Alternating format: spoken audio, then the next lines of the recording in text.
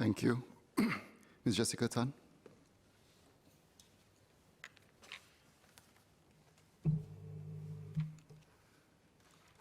Mr. Speaker, thank you for allowing me to speak on the budget. There is much in Budget 2018 covering key priorities which Minister Heng Swee Keat has outlined in his budget statement. In my speech today, though, I would like to focus my discussion on social mobility and opportunity. There is growing concern that the divide across Singapore's society, driven by inequality of opportunity, is leading to social stratification by class. The very fabric of Singapore and the Singapore story is based on our people and how they've worked hard to build Singapore and a better life for themselves and their families. So hence, it's important that our systems and structures must continue to ensure access to opportunity for all Singaporeans to do better and to move up in society based on ability and hard work. So when we talk about social mobility, we can give our attention to growth and how we make the pie bigger for everyone. I do, however, hesitate to say that the rising tide will lift all boats, as we have seen examples in many countries, including Singapore, where this has not always been the case. So while growth is important, if we are to be able to address the widening inequality of growth has to be coupled with access to, and more importantly, the ability of all Singaporeans to take advantage of the opportunities if social mobility is to be achieved. The budget statement each year outlines the government's revenue and expenditure for the upcoming financial year and the budget measures. So each year when I listen to the budget, I actually pay a lot of attention to the measures, because the measures outline the aspirations of what the budget sets out to achieve for Singapore. And I was actually very happy that Minister Heng Swee Keat clearly stated that the Budget 2018 is about laying the foundation for our nation's development in the next decade. And he outlined the three major shifts which are confronting us. The shifts in global economic weight towards Asia, accompanied by broader shifts in the global order, the emergence of new technologies, and our aging population. These will provide opportunities and challenges for all Singaporeans. These shifts could improve social mobility or cause even greater socio-economic divide. Budget 2018's strategy is to anchor Singapore as a node for innovation, technology, and enterprise. And this will focus our efforts as a country to capture the opportunities presented by the shifts and capture them not just in Singapore, but beyond.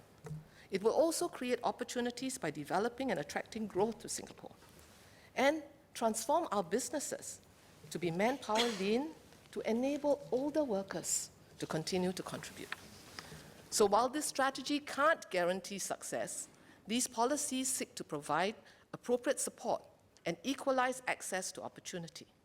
The measures outline the government's intent to enable businesses and individuals to transform, build capabilities, and to tap on partnerships, both locally and abroad, to be able to engage and capture new opportunities.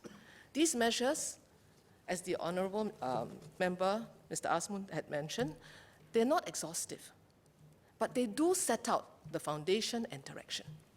They will need to be refined and evolve given the pace and the scale of the shifts that confront us.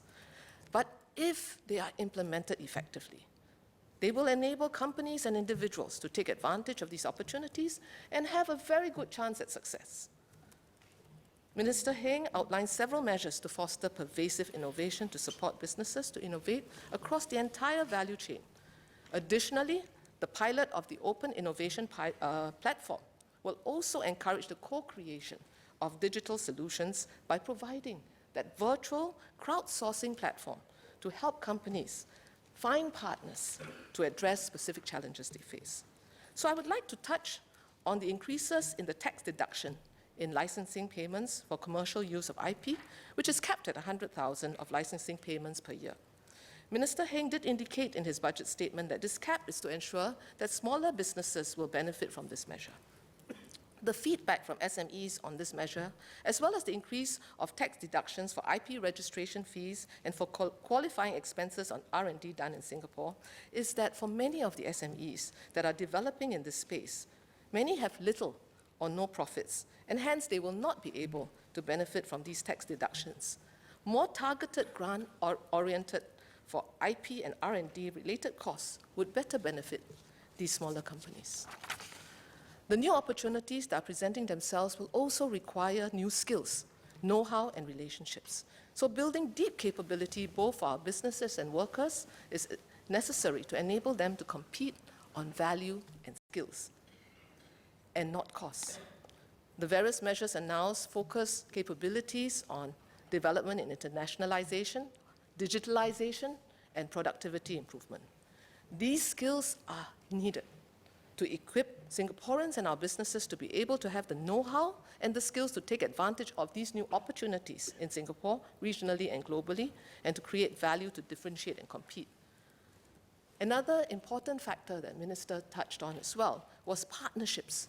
Partnerships both locally and abroad to allow our companies to harness each other's capability. Why is that important? It's important for scale, but more important is speed, because the pace of change is happening so quickly and continuously that trying to do it ourselves is not going to be tenable. And there have been many measures, but I was glad to see the focus on, even for Skills Future, on areas of developing talent for being Asia-ready and developing talent for us to be able to compete and engage in the ASEAN region. Because what's important is not just know-how, but to operate regionally, we'll also need to build networks and plans that will allow these expansions. I would now like to touch on the topic of our seniors. There has been much discussion in the budget debate over the last 2 days on our aging population and the need to strengthen the support for our seniors. So while I agree that this is important, I do want to talk about how companies can benefit from the matured workers in their workforce. I've spoken about the movie The Intern in this chambers before, and I'd like to use the example again, first of all, because I don't watch that many movies, so I don't have that many movies to give examples on, but actually I thought it would help illustrate the point on the value of a diverse, intergenerational workforce. I believe that this is an area that we have not tapped. Because in the movie, and Robert De Niro played a retiree who applies for a position in a senior intern program at an e-commerce company. He reports to a young, successful founder of the company. And although he's not familiar with the digital world, he makes the effort to learn and to adapt well to the work and his colleagues. In the movie, while he's adapting to the digital world, what he's done is he's applied his experience as a businessman, his sharing of his knowledge, and most importantly, his coaching to help the young founder get through difficult times in her business. And why do I say coaching? Because it's also the how do you work together. So that's the important piece, and I really firmly believe that our more matured workers today have a wealth of experience and knowledge, and if tapped well, this intergenerational diverse workforce can make a lot of difference. So by bringing together a diverse workforce of both young and older employees, companies can tap these new perspectives and skills of their younger workforce and the wealth of knowledge and experience of older workers for a more effective work environment. So all these measures, why I was really quite excited, and why am I linking, you're going to ask, why is she linking social mobility to all this thing about innovation? It's because ultimately, if we provide the platform, we enable with skills, and we allow that collaboration to happen, then ultimately that spirit of innovation will depend on businesses and Singaporeans to do our part, to put in the effort to make the best of these opportunities, and then do better for both the country and for ourselves. And if done well, I believe that social mobility, this is social mobility in action. Because in this new world, with the shifts we're facing, what we are seeing is that actually when you don't have legacy, you can move a lot faster. And therefore, it will allow that disruption to allow people to actually do better. The opportunity to do better can be there. But creating the environment to do it is what I think Budget 2018 is laying the foundation for. Let me just touch on one more point that I was actually very pleasantly surprised when Minister shared that the emphasis on the need to build capability and skills in the area of preparing our people for their financial needs, to prepare for their financial needs at key stages in their lives. Financial planning and making informed financial decisions are core skills and have profound impact on the lives of individuals and their families. This is not a matter of whether you're rich or poor. In many of the MPS cases that I have seen over the years as an MP, much of the hardship and challenges faced by our residents and their families are usually a matter of lack of financial planning. When situations like sudden illnesses, loss of job, or unfortunate circumstances occur, individuals or their families have problems coping if they have not done financial planning. This impacts the person and the entire family in managing their day-to-day expenses, as well as longer-term commitments like housing and medical needs. So it is good that financial education curriculum will start with our youth, as financial planning must start early. So can Minister share more information on the financial educational curriculum that is planned for our youth in our polytechnics and ITE? And is there reason why the junior colleges are not included? What are the enhancements to existing services at HDB and CPF board to enable Singaporeans to also make better informed decisions in the purchase of their flats and retirement, respectively, that was mentioned in the budget? So, Mr. Speaker, Budget 2018 sets out to build the foundation and position Singapore for the future and for growth by providing an environment to support the access to opportunity and ability to seize this opportunity will provide Singaporeans with hope, and I hope also aspiration to do better for themselves and their families. With that, I support the budget.